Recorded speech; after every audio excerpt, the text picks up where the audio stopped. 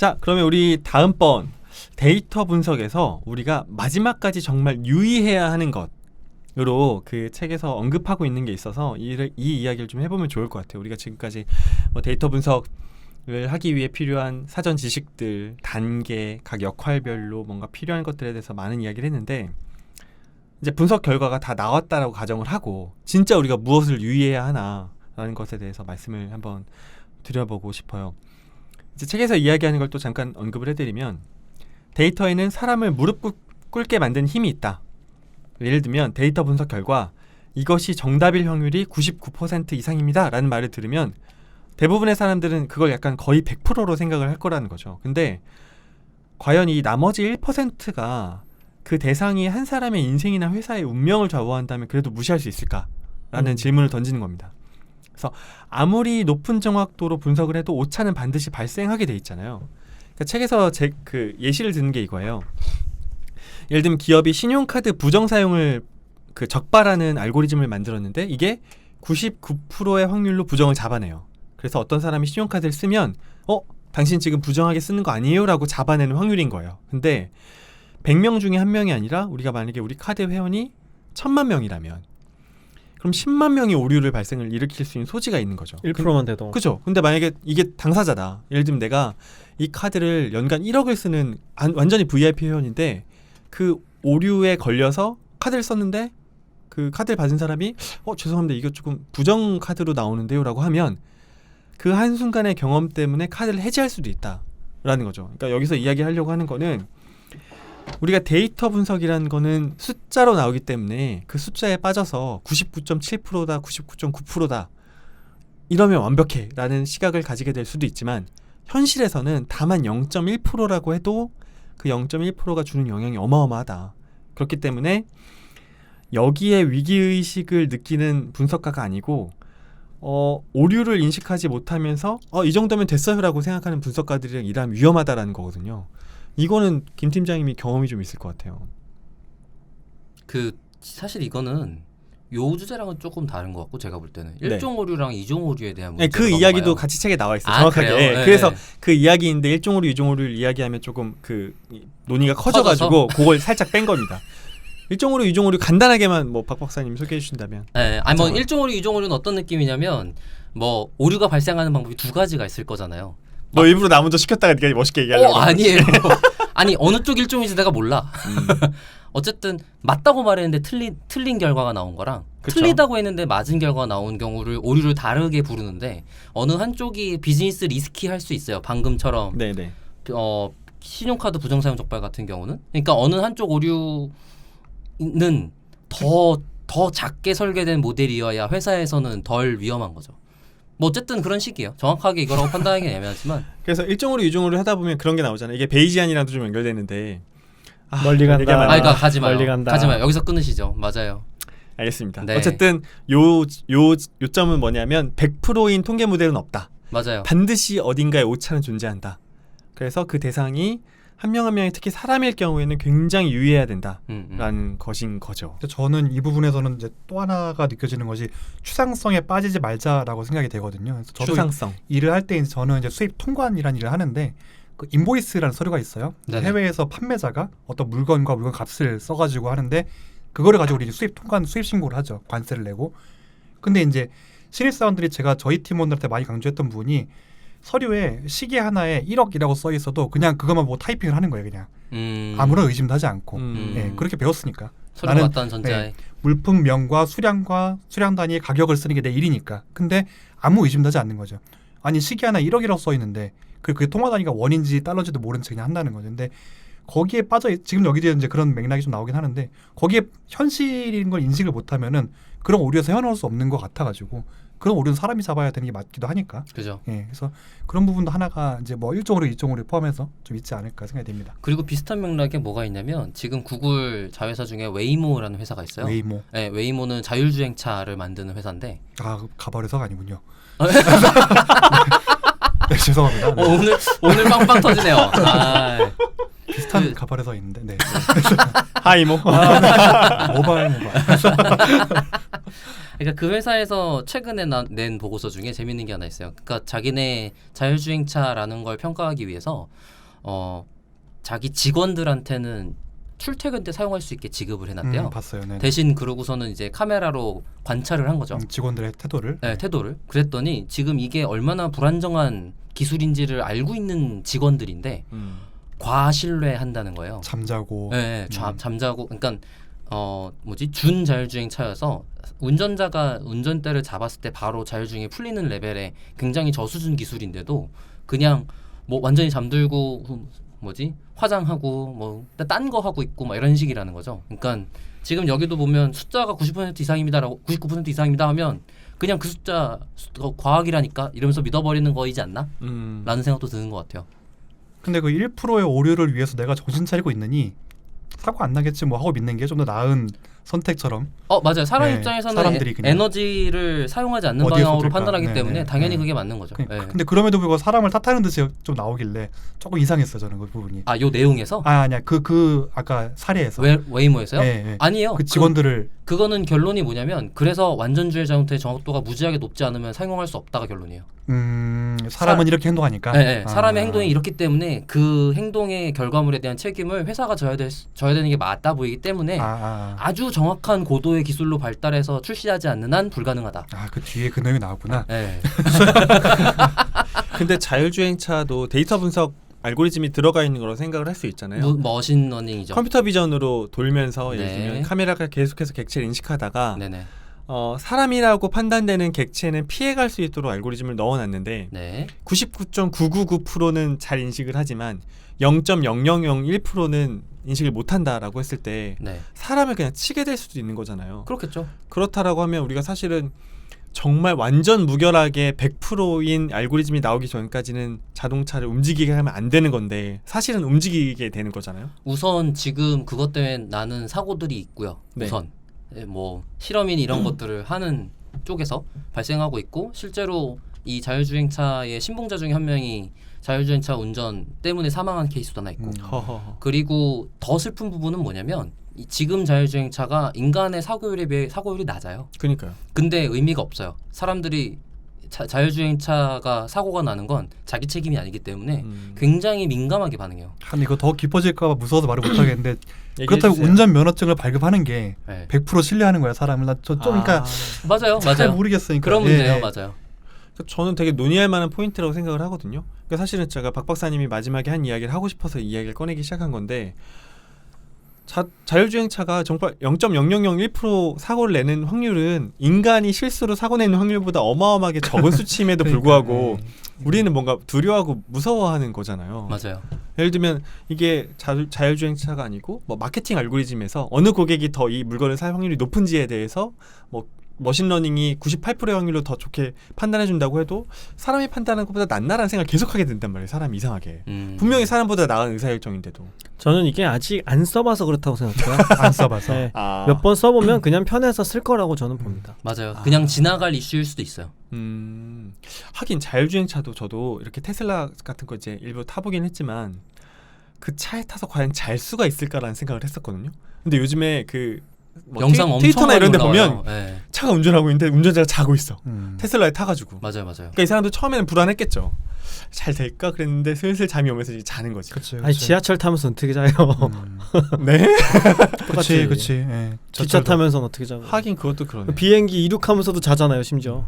그러니까 비행기가 10,000마일리지당 사망이 1명도 안 된대요. 맞아요. 제일 안전하죠. 네. 가장 안전한 네. 퍼센테이지라면 교통수단 중 하나예요. 100만 마일리지를 타도 1명이 안 되는데 저도 그 지난주에 바로 비행기 타고 내렸지만 너무 무서운 거야 이게. 그러니까 그건 이제 가용성 휴리스틱이라고 하는데 머릿속에 빨리 떠오르는 정보들이 있는 거예요. 가용성 휴리스틱. 빨리 머릿속에 빨리 떠오르는 정보가 있고 그렇지 않은 정보가 있는 건데 이런 건 우리가 되게 뉴스에서 많이 접하니까 크게 기억에 남고 이게 더 큰 위험처럼 느껴지는 거죠. 그러니까 전기 자동차도 마찬가지일 거예요. 자율주행 자동차. 맞아요. 이게 무슨 문제가 있냐면 비행기 같은 경우는 특히나 사람들한테 어떤 인지가 있냐면 사고가 나면 다 죽어. 그거 맞아 저거. 100% 죽어. 그게 0.1%여도. 내가 어찌할 수 없어. 네. 근데 자동차는 사고가 많이 나더라도 내가 안 죽는 사고가 되게 많아요. 그러니까 사고 자체가 엄청 그러니까 자기한테 위험하게 느껴지지 않는 거예요. 근데 각각 따로따로 1000만 명 죽는 것보다 한 번에 100명 죽는 게 훨씬 큰 일처럼 그죠. 느껴지는 무서워, 거죠. 진짜로 무서워. 그리고 실제로 자동차의 사망률이 훨씬 클 거란 말이에요. 말도 안 아니 되죠. 매일매일 교통사고 나서 돌아가신 분들이 뉴스에 나오는데도 비행기가 더 무서워. 참 맞아요, 이상한 맞아요. 일인 것 같아요. 자율주행까지 시기나 아니라도 일본에서도 얼마 전에 제가 알기로 그 사이드 미러를 카메라로 대체하는 법안이 예, 허용이 된 걸로 알고 있거든요. 네네. 그래서 최초 차가만 나왔죠. 예, 네. 근데 조금 이상한 거예요. 과연 거울이 그렇게 믿을 만한 거야? 도대체 카메라보다 그렇게 월등히 믿을 만하고 카메라를 못 믿어해서 그걸 허가를 안 해주나? 그러니까 좀 의아한 것 같아 아직까지는. 아 그건 무쵸. 그 뭐라 그래야 돼. 공포의 근원이 어디에 있냐면 기계가 프로세싱을 제대로 못했을 때 생기는 제약사항들에 대한 공포가 있어요. 그러니까 네. 그렇죠. 네. 그러니까 예를 들어 거울이면 중간 단계가 없잖아요. 그러니까 블랙박스가 아니란 말이에요. 네. 그냥 빛의 반사지. 근데 카메라면 중간에 프로세싱 과정을 거친다로 인지하잖아요. 그러니까 자기가 인지 못하는 과정이 블랙박스로 있는 거예요. 그러면 모르는 일이 되니까 무서운 일이 되는 거죠. 저는 이거 그냥 단순히 기계와 로봇과 자동차에 대해서 말하고 있지만 데이터 분석으로 들어도 똑같아요. 예를 들면 네. HR에서 성과평가를 이제 더 이상 사람이 내리지 않게 된다고 생각을 해봐요 우리가. 같은 똑같은 말이에요. 거죠. 같은 말이에요. 똑같은 맞아요. 거죠 이제. 그렇죠. 예, 예를 들면 매년 3%는 승진을 하고 3%는 나가는 알고리즘이 나왔어요. 이제 똑같은 거지. 내가 약간 그 사망자에 드는 거잖아요. 맞아요. 그거 그러니까 이게- 위험하다고 아니면 걱정된다 아니 무섭다 이렇게 되는 거지. 근데 회사 전체 차원에서 봤을 때는 제일 효율적이야. 그럴 수도 있지. 뭐 그럴 수 있죠. 예. 저는 일단 지금 우리가 데이터를 과신하는 걸 걱정할 게 아니라 데이터를 잘 활용할 것인가를 더 먼저 걱정해야 되는 시점이라고 생각해요. 요거는- 잠깐만 근데 궁금한 게 있는데 데이터를 과신하진 않아요? 제가요? 네. 저는 안 하죠. 아니 그러니까 다른 사람들이? 많이 하죠. 그러니까 여기서 얘기하는 게 그거잖아요. 이 책에서 얘기하는 게 분석가들이 분석 결과에 오류가 없을 것처럼 대하면서 문제가 발생한다는 걸 지적하고 있는 거죠. 그렇죠. 근데 저는 사실 이게 데이터를 과신한다는 거는 데이터 분석가가 하기보다는 분석 결과를 활용하는 현업에서 더 많이 범하는 오류 같다는 생각이 들어요. 아. 왜냐면 분석가는 이게 오류가 있을 걸 당연히 생각하고 있거든요. 오차 범위 이내에 있습니다라는 말도 그러니까 하고. 모든 것은 결과는 확률로 나타나는 거고 0과 그쵸. 1 사이 값으로 나오는 거지. 음. 뭐 오류가 없는 데이터도 없고 데이터 분석 결과도 이 세상엔 존재하지 않거든요. 근데 오히려 제가 느끼기에 현업에서는 뭔가 확신감을 원하는 것 같아요. 그러니까 데이터를 가지고 확실한 답을 얻기를 원하고 그거 아니면 데이터 분석 왜 해? 이렇게 생각을 하는 거죠. 그리고 그거 가지고 의사결정을 빨리 하고 결론을 빨리 내주고 싶고. 근데 사실 데이터라는 거는 믿음의 대상이 아니거든요. 지난번에도 우리 방송에서 몇 번 얘기를 했지만 이게 무슨 무당이 점괘 봐주는 게 아니잖아요. 미래를 그렇죠. 예견해 주는 것도 아니고.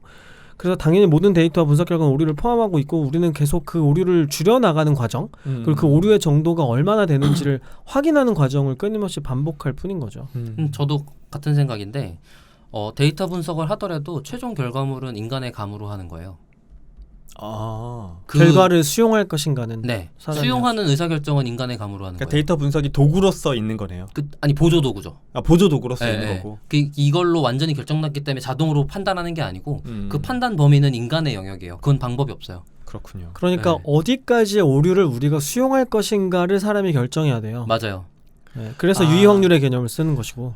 그래서 이게 중요한 게 데이터 분석의 성패를 결정하는 건 사실은 그 분석 결과 자체뿐만이 아니라 아까 지금 두 분이 이야기하신 것처럼 그걸 수용하느냐, 그렇죠. 어떻게 인지하느냐. 그러니까 나머지 오류라고 할 법한 범위를 감내하고 이걸 의사결정을 할 거냐는 사람이 하는 일이에요. 그리고 그 의사결정에 수반되는 영향이 사람에까지 이르게 되는 거에 대해서는 정말 심각하게 생각을 해야 되는 거네요. 그럼요. 그렇죠. 그러니까 이게 뭐 오블률 몇 %냐 이 수치가 중요한 게 아니라 이 수치가 어느 정도의 위험을 발생시킬 거냐를 계산해야 되고 그걸 기준으로 수용 기준을 판단하게 되는 거죠. 그러니까 선거 예측 같은 건 되게 안전한 거지. 얼마나 안전해요. 엄청 안전하죠. 아니, 이건 뭐 아니, 오차 물론- 범위에 있어도 사실 그게 뭐 해를 입히진 않으니까. 아니 물론 후보자 입장에서는 엄청 위험한 거지만 그러니까 그것 때문에 더 안전한 것들 위주로 더 빨리 투입되는 것 같아요. 마케팅 비용은 원래 비싸게 들어가던 건데 조금 저렴하게 해보자라는 거잖아요.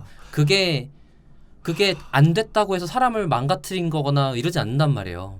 지금 박 박사님 얘기하니까 제가 막 의문이 있던 것들이 한 번에 해소되는 게 데이터 분석은 안전한 곳에서부터 차츰차츰 어렵고 위험한 곳으로 흘러가고 있구나라는 생각이 드네요. 그럴 수 있을 것 같아요. 네, 그러니까 이제 우리가 그렇죠. 투표 결과를 예측한다든지 뭐 인구를 예측한다든지 이런 거에서부터 출발을 해가지고 점점 우리 생활이랑 밀접하고 조금 더 인간이 했던 영역들을 침범하고 있는 침범이라고 표현하기 좀 그렇고 그런 범위를 확장해 나가다 보니까 과거에도 분명히 데이터 분석이랑 통계는 있었는데 점점 우리가 불편해지는 이유는 자꾸 이게 우리 안으로 들어오니까 그런 게 아닐까? 그러니까 제가 조금 전에 인간이 무조건 해야 되는 범위의 일이 있다라고 설명을 드렸지만 그 일이 점점 줄어들고 있는 건 사실이에요. 그니까요. 네. 그리고 기계한테 맡기는 게 데이터에 맡기는 게 사람한테 맡기는 것보다 훨씬 안전한 것들이 훨씬 많죠. 뭐 자율주행만도 그렇지. 그렇죠. 네, 원전 이런 거 생각해 보세요. 그리고 모두가 다 자율주행차를 탄다면 훨씬 더 그 위험은 줄어들겠다라는 훨씬 생각이. 정도가 아니에요. 완전 자율주행차가 모두 전이라고 가정하면 음. 그러면 인프라적으로 사고를 제로로 만들 수 있어요. 그렇군요. 그 사실 과학의 발전이라는 게 사람의 감각이나 지각만을 믿지 않는 것에서 출발하잖아요. 그렇죠. 그래서 출발해서 계속 정교화돼가는 네. 것이고 데이터 분석도 마찬가지죠. 우리가 음. 기록만으로 그냥 눈으로 보고서 경험만으로 판단하는 것에 오류를 이제 인식하기 시작했으니까 그거를 줄여나가는 과정이라고 봐야 되는 거죠. 이 부분에 되게 제가 집에서 얻었던 경험이 하나 있는데 집에서. 예, 예. 네. 집에 아기 때문에 온도계랑 습도계가 같이 동작하는 애를 갖다 놨어요. 오. 근데 본인 몸에는 그런 기능이 없어요? 저는 없어요. 실망인데. 왜냐면 얘는 온도 습도 상관없는 기계거든요. 그게 제 시스템에 스페시픽하지 않아서 저는 중요하지 않아요. 그걸 또 진지하게 받고 있어. 농담입니다. 여러분. 온도 상한계하고 하한계가 이미 정해져 있는 스펙이기 때문에 네. 네. 계속 농담입니다. 지구 스펙 내에서는 제가 시스템이 문제가 없다는 거 확인했어요. 괜찮아요. 근데 요즘에 온난화 심해서 좀 위험하지 않아요? 그거는 120년 뒤의 일이에요. 지금도 그렇군요. 농담입니다. 진짜 공개 방송에 박 박사 등장 안 시키고 그냥 기계 하나 얹어놓고 해보고 싶어요. 뒤에서 터닝하고. 저는 이렇게만 하고 여기에 커피 자판기 하나 달라고. R2D2나 아톰 같은 거 하나 갖다 놓고 싶어요. 좋아하는 거를 골라보세요. 저 한번 골라보겠습니다. 네네. 어쨌든 아무튼 네네. 근데 이제 그게 인간이 느끼는 이 온도 감각이랑 다르잖아요. 그렇죠. 그러니까 체감 온도가 아니라 체감 온도가 음. 아니잖아요. 그냥 실제 온도계가 측정하는 온도란 말이에요. 근데 저 온도가 맞을 거란 말이야. 온도계잖아. 그렇죠. 그러다 보니까 저는 그 숫자를 신뢰해요. 근데 와이프는 신뢰하지 않아. 체감 온도. 내가 체감- 더운데 지금. 내가 더운데 무슨 창문 닫아야지. 창문 열어야지. 내가 추운데 창문 닫아야지. 이렇게 되는 거예요. 이게 근데 정말 쉽지 않더라고요. 근데 그건 아내 말이 맞지 않아? 언제나 아내 말은 맞죠. 그럼요. 저는 그래서 기계를 신뢰하지 않기로 했어요. 예. 아내 퍼스트. 그렇죠. 네. 습도도 좀 문제인데 음. 습도가 되게 50% 60도 사이를 적절한 습도라고 해요. 네. 그런데 걔보다 좀 올라가면 정말 습기가 차서 온도가 많이 높지 않도록 더워지거든요. 근데 습도를 올리거나 내릴 방법이 사실은 마땅치 않아요. 그렇죠, 그렇죠. 창문으로 열어서 환기하는 게 습도를 낮추는 제일 좋은 방법이에요. 네네. 순식간에 사라져. 그런데 습도를 내부적으로 갖고 있는 무언가 때문에 다시 금방 차올라요. 그러니까 그거를 마냥 창문 여는 걸로 해결되는 문제가 아닌 거야. 그렇다고 뭐 습도 뭐지? 네 제습기 같은 거를 제가 갖고 있는 거는 방 사이즈가 좀 작아서 네 몸에 팬을 몇 개 더 달아야 돼. 이거는 온도가 올라가는 거라 쉽지 않습니다. 농담입니다. 그만해 이 자식들아. 순행식으로 바꿔. 그냥 키자고 갔다가 지금 이렇게 돌려주는 거야? 이런 기계가 어딜 감히. 네, 저희는 데이터 분석에 대해서 이야기를 하고 있습니다. 저희 그래서 이제 데이터 분석에 우리가 결과가 나오더라도 마지막까지 고민해야 되는 것들에 대해서 조금 광범위하게 우리가 늘 그랬던 것처럼 이야기를 좀 나눠봤고요. 저희가 4회차에 걸쳐가지고 데이터 분석 시작하기라는 주제를 잡고 이야기를 나눴어요. 이 주제를 잡은 이유는 그런 요청이 많았었어요. 저희가 돌이켜보면 데이터 분석 실제로 현업에서 하고 싶은데 뭐부터 해야 되나요? 무슨 지식을 알고 있어야 되나요? 데이터 분석가에게 의뢰하면 되나요? 라는 그 청취자분들의 궁금증이나 요청이 많으셨고 그래서 저희가 조금 짧았지만 4회차에 걸쳐서 데이터 분석에 필요한 지식들 그리고 데이터 분석의 절차들 데이터 분석의 중요한 것들 역할들에 대해서 살펴봤습니다. 4회차에 걸쳐서 살펴봤고 조금 더 부족한 부분이 있다라고 하면 조금 더 세부 주제로 뽑아내서 저희가 다시 한번 다뤄보는 기회를 가지면 좋을 것 같아요. 그래서 저희 4명의 멤버가 이번 주제에 대해서 간단하게 소감을 이야기를 하고 방송을 마무리하도록 하겠습니다. 카메라 보면서 머리 만지고 V하는 거 봤어요? 집중하란 말이야 내 말에. 자, 최 원장님부터 부탁드립니다. 무슨 기계가 외모를 신경 쓰고. 나한테 뭘 부탁하는 거죠 지금? 방송에 대한 소감입니다. 소감. 네. 네. 뭐랄까 오늘은 되게 본질적인 고민과 이야기를 나눴던 것 같아요. 저희가 2회에 걸쳐가지고. 그래서 특히 저는 이제 현업자 입장에 생각을 해보면은 아직까지 제 개인적 의견은 그렇습니다. 많이 시도하셨으면 좋을 것 같아요.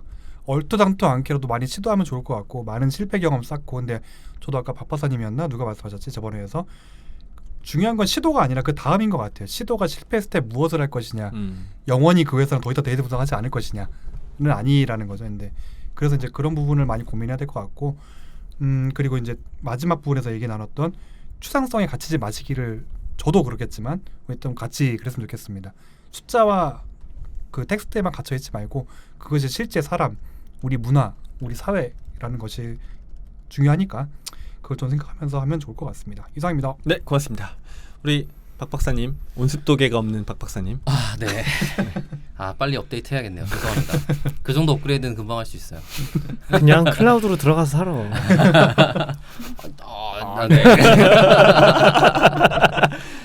저는 클로징 멘트 하는 거보다 여기 추가 논의거리 못한 거 그냥 제 대답 말하면서 끝나도 재밌을 것 같아서 네네. 그거 한번 해볼게요. 질문을 3개 정도 해주셨는데 그거를 지금 시간 때문에 줄여놨는데 저는 요거 간단히 설명드리면 저희가 시간이 좀 남을 때를 대비해서 3가지 정도의 질문을 준비해놨는데 그거에 대한 답을 박 박사님께서 해주신다는 이야기죠. 네네네. 1번은 데이터는 무조건 많을수록 좋은가요? 네.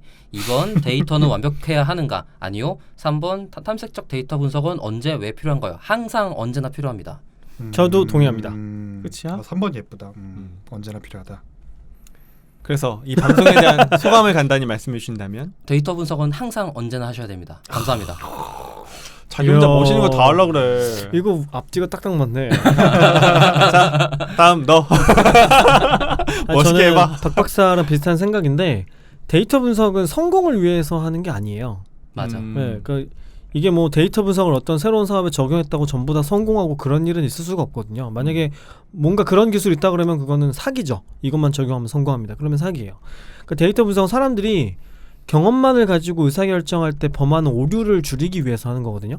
그러니까 오류가 줄어드니까 상대적으로 성공할 가능성이 올라가게 되는 거죠. 그러니까 이거는 그냥 일을 하는 기본값이 되어야 하는 거고 우리가 지금 컴퓨터를 활용하는 것처럼. 예. 그래서 그 과정에서 분석 과정에서 오류가 발생하고 실수가 발생하는 건 너무나 당연해요. 네, 예. 그거랑 상관없이 데이터 분석은 항상 해야 된다라고 생각합니다. 고맙습니다. 저도 마지막으로 이제 이 방송을 들으시는 분들이 여러 역할을 맡으신 분들이실 것 같아요. 첫 번째는 만약에 여러분이 공부를 하고 계신 학생 입장이라면 뭐 계속 이야기를 하고 있지만 책과 현실은 좀 다를 수 있고 여러분이 공부하신 것들은 분명히 좋은 이점을 가져다 줄 수는 있지만 신입사원부터 뭔가 데이터 분석 프로젝트를 성공을 한다든지 그런 일은 일어나지 않는다라고 마음 편히 먹으시는 게 좋겠다. 그리고 두 번째는 만약에 여러분이 그럴 일은 많이 없겠지만 경영자이시라면 여러분이 갖고 없어요. 계시는 네. 안 해도 될 것 같아요. 알겠습니다. 스킵하고 네. 여러분 라면. 만약에 프로젝트 리더이시라면 아니 나중에 경영자가 된다면 그쵸, 하죠. 그쵸. 예. 여러분이 그 구성원들을 얼마나 믿어주는지가 가장 중요하고 여러분이 신념을 가지고 데이터 분석의 결과를 정말 사내를 재편할 정도의 각오를 갖고 임하시면 분명히 성공할 거다. 돈을 쓰시면 됩니다. 네. 독재하셔라. 그리고 여러분이 만약에 프로젝트 리더나 실무자이시라면 정말 적재적소에 쓸 수 있는 방법론에 대한 검토부터 정확한 프로젝트 프로세스를 밟아나가는 데 있어서 저희가 오늘까지 간단하게 다뤄봤던 내용들이 조금이나마 도움이 되셨으면 좋겠다. 그러니까 분명히 뻔한 내용을 우리가 다루긴 했지만 반드시 마주칠 수밖에 없는 단계들에 대해서 저희가 다뤘고 그런 것들을 미리 예상을 한다면 조금 더 여러 가지 것들을 검토해 볼 수는 있겠다. 그런 실마리 정도는 우리가 4번의 방송을 거쳐서 드린 게 아닐까라는 생각이 듭니다. 그리고 마지막으로는 우리가 사실은 이런 이슈들은 어떤 도메인이든 똑같은 거잖아요. 근데 저는 개인적으로 그래요. 데이터 분석이라고 하니까 조금 더 이론에 근거하고 명확한 프로세스가 있을 거라고 기대하면서 소프트 스킬 별로 안 중요하지라는 생각을 하게 되거든요. 거기에 함정이 있는 거죠. 근데 맞아요. 오히려 더 중요하다 그러다 보니까. 그럼요. 왜냐면 상대방이 그걸 모르거든요. 그니까 그런 것들만 가져가신다고 하면 저희 방송이 조금 의미가 있지 않았나라는 생각을 하면서 마치도록 하겠습니다. 끝내도 될까요? 네. 네, 저희 데이터릭은 이번 주제를 4회차로 끝내고 더 좋은 주제, 더 재미있는 주제, 더 좋은 콘텐츠를 가지고 다음 방송으로 그리고 곧 공개 방송으로 다시 인사드리겠습니다. 감사합니다. 감사합니다.